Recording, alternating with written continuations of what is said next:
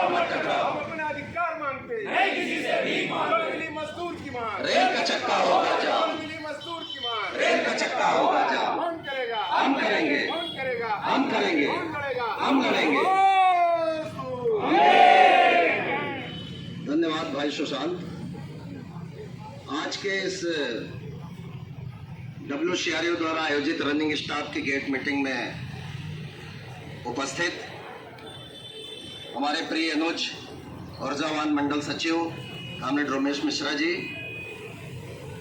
Main शाखा के अध्यक्ष कामरेड जर्नैल सिंह जी, यहाँ पर आज के द्वार सभा को गरिमामय बनाने के लिए उपस्थित चीफ लोको इंस्पेक्टर और हमारे अग्रज जिनकी उंगली पकड़कर हमने रेलवे में काम करना सीखा है, श्री RK बघेला साहब, श्री डागौर साहब, श्री सुरेश कुमार साहब, मिराज बिरहा साहब, उपस्थित मेरे ट्रेन मैनेजर भाइयों, लोको पायलट, सहायक लोको पायलट और मेरी 2 बहनें, मैं आप सभी को इनकलाबी लाल सलाम करता हूं, आप सभी को नमन करता हूं। हमारे जो संगठन के पदाधिकारियों ने, साथी निरंजन, सुशांत, नीरज, वाजपेयी जी, इन लोगों ने द्वार सभा को आयोजित करने में जो मेहनत की है उसके लिए इन्हें धन्यवाद देता हूं। और हमारे तमाम जो साथी हैं, राम भजन जी, विवेक जी, बात को कहां से शुरू करें ये समझ में नहीं आता। जो रेल प्रशासन, जो CRB खुद एक्सटेंशन पे चल रहा हो, ऑक्सीजन पे चल रहा हो, जिसका रिटायरमेंट जून में हो चुका हो 30 जून को, और 6 महीने की दया आधार पर उसकी नौकरी बढ़ाई गई हो, वो CRB चीफ लोको इंस्पेक्टर, लोको पायलट और LP को घर भेजने की बात करता है। जिसे खुद घर जाना चाहिए, जिसे खुद घर जाना चाहिए, वो उनको घर भेजने की बात करता है। कितनी शर्मनाक बात है। मैं पिछले लगभग 20-21 साल के ट्रेड यूनियन की लाइफ में 3 रेल मंत्रियों के सामने अपनी बात रख चुका हूं रनिंग स्टाफ के मुद्दे पर। माननीय नीतीश कुमार जी इलाहाबाद में बहुत सुलझे हुए रेल मिनिस्टर थे, उनके सामने, माननीय लालू यादव के सामने दिल्ली में रामलीला मैदान में, और माननीय ममता बनर्जी के सामने केवल रनिंग स्टाफ का एक सेमिनार हुआ था। उसमें रेलवे बोर्ड के बहुत बड़े बड़े लोग आए थे और उन्होंने बहुत बड़ी बड़ी बातें की। हम ये कर देंगे, हम इंजन में ये लगा देंगे, हम ब्रेक वान में ये कर देंगे, हम वो कर देंगे। और मैंने 2-3 लाइन में उनको बताने का काम किया रेल मिनिस्टर के सामने। माननीय ममता बनर्जी वहाँ उपस्थित थी और बहुत ही समझदार रेल मिनिस्टर थी। वो कोई दयाधार पे नियुक्त हुई रेल मिनिस्टर नहीं थी, वो जमीन से जुड़ी हुई लीडर थी। जमीन से जुड़े हुए लालू यादव जी भी थे, नीतीश कुमार साहब भी थे। वो लोगों का दर्द समझते थे। वो कोई IAS नहीं थे कि वहाँ से उठा के और दया के आधार पर उनको रेल मिनिस्टर बना दिया गया। वो सब बहुत ही संघर्ष करके आए हुए लोग थे, वो संघर्षों को जानते थे। मैंने कहा कि 150 साल आपने रेलवे के मना लिए लगभग, और इतने सालों में आप मालगाड़ी के ब्रेक यान में एक बल्ब की व्यवस्था नहीं कर पाए, जबकि 1000 रुपए की साइकिल खरीदने वाला गरीब किसान भी 200 रुपए का डायनमो लगा करके अपने साइकिल में लाइट लगा लेता है। उसमें एक छोटा सा डायनमो लगा लेते हैं, पीछे वाले टायर से घिसता है वो, और आगे उसमें लाइट जलती है। और आप ब्रेक वान में आज तक एक विद्युत बल्ब की व्यवस्था नहीं कर पाए। शर्म के से डूब कर मर जाना चाहिए। इस बात का उनके पास कोई जवाब नहीं था। हमने कहा, आप कहते हो कि हम 5 करोड़ का इंजन खरीदते हैं, 5 करोड़ का इंजन खरीद करके उसमें टॉयलेट की व्यवस्था नहीं कर पाना और उसमें ऐसा वाइपर लगाना। 5 लाख रुपए की मारुति कार लेकर के आदमी सड़क पे जाता है तो उसका वाइपर ऐसा काम करता है कि एक बूंद पानी उसके कांच पे टिकता नहीं है, और हमारे इंजन का एक भी बूंद पानी बाहर जाता नहीं, ऐसा वाइपर आप लगाते हैं। जब हमने ये तमाम मुद्दे उनके सामने रखे, बहुत ही प्रैक्टिकल प्रॉब्लम रखी, इतने प्रकार के ब्रेक सिस्टम, इतने प्रकार के वाल्व, इतने प्रकार के रिले, और आप उम्मीद करते हो कि एक आदमी उसकी ऐसी मास्टरी हो कि वो इंजन को फेल ना होने दे, घसीट कर गाड़ी को कैसे तैसे उसको डेस्टिनेशन पे पहुंचाए, तो फिर उसको आपको तमाम उन मुद्दों पर भी बात करनी होगी जो उसकी वाकई समस्याएं हैं। ये तमाम बातें रखने के बाद उन्होंने कहा, नहीं हम इंजनों में AC लगाएंगे, रनिंग रूम में AC लगाएंगे, ये करेंगे, वो करेंगे। कुछ किया भी, लेकिन वो सब सफल नहीं हो पाता। आप लोगों को पता है कि डीजल इंजनों में लकड़ी का एक पटिया लगा करके लोको पायलट एलपी को बिठाया जाता था। वो लड़ाई लड़ी गई इसी WCRO के द्वारा, तो आज कम से कम आप लोगों को एक कुशन वाली सीट मिलने का काम हो रहा है, नहीं तो उसी पर बैठकर 10-10, 12-12 घंटे ड्यूटी कराई जाती थी। इन तमाम परिस्थितियों को लेकर के अब मैं आप लोगों से, आप समस्याओं से हमसे ज्यादा जो है वो संज्ञान है। समस्याएं जितना आप समझते हैं मेरे पास तो आप लोगों के द्वारा छन के आती हैं। उन पर मैं क्या बात करूं? मैं तो प्रैक्टिकल बात करूंगा कि आज 2016 के बाद पे कमीशन आया है और 2006 में जो माइलेज की सीलिंग की लिमिट थी 10,000 रुपए, वही 10,000 रुपए आज 2022 में भी चल रही है। आज तक वो file department of finance expenditure में पड़ी है, उसका निस्तारण रेलवे बोर्ड नहीं कर पाया और लोको पायलट से उम्मीद करता है कि 750 पेज की GNSR रट के और उसके अनुसार काम करे। मतलब कितनी शर्मनाक बात है। और वो GNSR अभी हमने COM को बोला PNM में, उन्होंने एक मामला लिया करेक्शन स्लिप 33 4.25 GR। उन्होंने कहा कि जब गार्ड नहीं रहेगा तो गार्ड की ड्यूटी लोको पायलट करेगा और ALP जो है उसके लॉफुल ऑर्डर को मानेगा, ऐसा GNSR में लिखा है। तो मैंने उनको बताया आप किस GNSR की बात कर रहे हो? बोले जनरल रूल सदस्य यातायात रेलवे बोर्ड बनाता है, सब्सिडियरी रूल में संशोधन करने का अधिकार हमको दिया है भारत सरकार ने। मैंने उसमें संशोधन किया है कि अब रात में भी बिना गार्ड के गाड़ियां चलेंगी और उसकी जिम्मेदारी लोको पायलट ALP की होगी, उसमें वो लगाएगा, टेल लैंप लगाएगा। अभी एक ऐसा एक आदेश आया है। हमने कहा हाँ आया है, लेकिन आप किस GNSR की बात कर रहे हो? जिस GNSR में पहले पन्ने पर यह लिखा है कि इस रूल के नियमों की, इस किताब में लिखे हुए सारे नियमों की जानकारी सारे रेल कर्मचारियों को होनी चाहिए, भले ही उस पर प्रति उनको दी गई हो या ना दी गई हो। मतलब कितनी बेवकूफी वाली बात लिखी है कि इसकी कॉपी नहीं दी जाए तो भी आपको जानकारी होनी चाहिए। मतलब क्या मजेदार बात है। हमने जब उनको बताया तो वो समझ गए कि इनसे जो है बात करके आगे नहीं बढ़ पाएंगे, तो उन्होंने कहा नहीं ठीक है हम इसमें कुछ करते हैं, आप जो कह रहे हो वो सही है। हमने कहा ये ALP टेल लैंप लगाएगा, ALP टेल बोर्ड लगाएगा, पॉइंट्समैन उसकी संख्या गिनते रहेगा, स्टेशन मास्टर उसकी गणना करते रहेगा। आप मतलब क्या चाहते हो?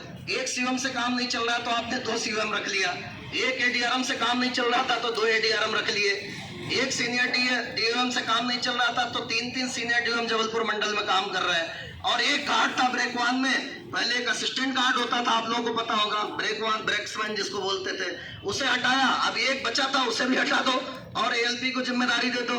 तो मतलब कुछ भी कराते रहो। मैंने कहा गार्ड की तनख्वाह भी ALP को दे दो, अगर वैकेंसी है और उसका काम कराना चाहते हो तो उसकी तनख्वाह भी उसको दे दो, जब गार्ड आएंगे तो विड्रॉ कर लेना।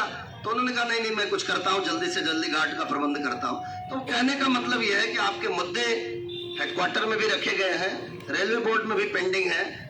और हमारे गालब साहब ने, माननीय महामंत्री जी ने अभी आउट ऑफ एजेंडा में GM के सामने लोको इंस्पेक्टर्स के तनाव को लेकर के, लोको इंस्पेक्टर्स के चार्जशीट जो जारी हो रहे उसके मामले को लेकर आउट ऑफ एजेंडा लिया था। साथ ही साथ रनिंग स्टाफ को जो चार्जशीटें जारी हो रही हैं, काउंसिलिंग के नाम पर अनावश्यक परेशान किया जा रहा है। अच्छा बड़ा मजेदार है, काउंसिलिंग भी कैसी है। एक रूल आता है कि मालगाड़ी को आप स्टार्ट करने के पहले गार्ड से बात करके पुश बैक करेंगे, क्योंकि वो बीच से उसकी कपलिंग कोई उठा देता और वो खुल जाता। 2 महीने इसकी ड्राइव चली, जब तक LI ये समझा रहा है तब तक एक आ गया कि नहीं अब पीछे नहीं करना, अब सीधे आगे ले जाना है।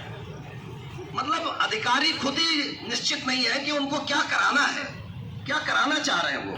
अच्छा अब और देखिए मजे की बात, किसी लोगों में नीचे लगा है वो RS वाल और किसी में बीच में लगा और किसी में ऊपर लगा।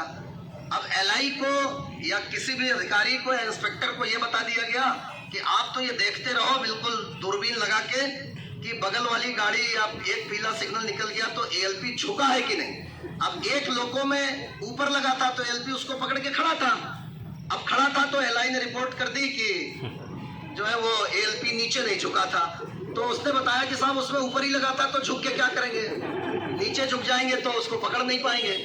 तो मतलब यह है कि ये भी पता नहीं है कि सामने वाले लोगों में RS वाल्व कहाँ फिट है, A9 की पोजीशन कहाँ है, SA9 की पोजीशन कहाँ है। किसी में A9 लोको पायलट के बाएं हाथ में, किसी में बाएं हाथ से दूर। अब मतलब कितने प्रकार की भ्रांतियां और कितने प्रकार के मजेदार वो है।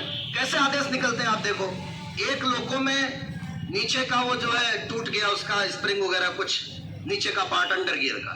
अब एक आदेश निकला कि सारे लोको इंस्पेक्टर, सारे लोको पायलट, सारे एएलपी जहां भी गाड़ी खड़ी होगी अंडर गियर का विजुअल ऑब्जेक्शन करेंगे।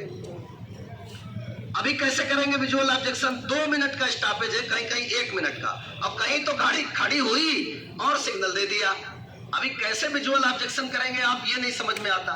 मतलब प्रैक्टिकल काम करने को कोई तैयार नहीं है। कुछ भी आदेश दिए जा रहे हैं, कुछ भी इंस्पेक्शन के नाम पे आपको लॉबी में रोज एक नया नोट चिपका हुआ मिलेगा।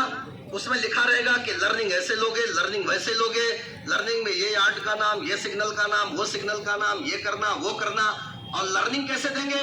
जहां 5 दिन की लर्निंग होनी चाहिए वहां 3 दिन में कराएंगे, जहां 2 दिन की होनी चाहिए उसको 1 दिन का देंगे।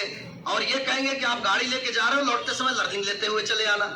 तो मतलब एकदम नासमझी वाली बातें, एकदम गैर जिम्मेदाराना बातें। और उम्मीद ये करते हैं कि ये एक ऐसा नायक होना चाहिए, एक ऐसा पुरुष होना चाहिए लोको पायलट, एएलपी और गार्ड, जो इस गाड़ी में बिना कोई कमी के, गाड़ी में 1000 कमियां हैं लेकिन उन सारी कमियों को पूरा करके दरवाजे भी बंद कर लेगा, दरवाजे बांध भी लेगा, लटकते हुए पुर्जों को भी बांध लेगा, उसके गार्ड जनरल को भी ठीक कर लेगा और गाड़ी को एक जगह से दूसरी जगह पहुंचाने का काम कर लेगा। और ये सब नहीं कर पाए तो सारे मर्ज की एक दवा है, एलआई लगा दो। वो एलआई आते ही पूरे इंजन और गाड़ी एकदम फिट हो जाती है और एलआई बिल्कुल उसको ठीक कर देता है। अब 4 एलआईओ को चार्जशीट मिली है कि उनके लोको पायलट की गाड़ी स्टॉल हो गई और एलआई इसमें जिम्मेदार है। आप समझ रहे हैं ना किस आधार पर चार्जशीट मिली है?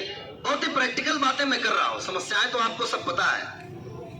अभी उन्होंने कह दिया सीआरबी साहब ने कि लोको इंस्पेक्टर को घर भेज दो। क्यों घर भेज दो भाई? 2 कैट ने डिसीजन दिया, एक हैदराबाद ने, एक चेन्नई ने। उन्होंने ये कहा कि लोको इंस्पेक्टर को, लोको पायलट के स्पैड में इन्वॉल्व होने पर लोको इंस्पेक्टर को चार्जशीट देना कुछ वैसा ही है जैसे किसी आईएएस एकेडमी में एक आदमी यूपीएससी सेलेक्ट होकर ट्रेनिंग लेता है और वो किसी जिले का कलेक्टर बना दिया जाता है। और कलेक्टर बनने के बाद उस जिले में लॉ एंड ऑर्डर फेल हो जाए, दंगे हो जाए, तो उस आईएएस एकेडमी के डायरेक्टर को, प्रिंसिपल को ये कहते हुए चार्जशीट दे दी जाए कि तुमने उस आईएएस को ट्रेनिंग दी थी और वहां वो कानून व्यवस्था का पालन नहीं कर पाया, इसलिए तुम्हें चार्जशीट दी जा रही है।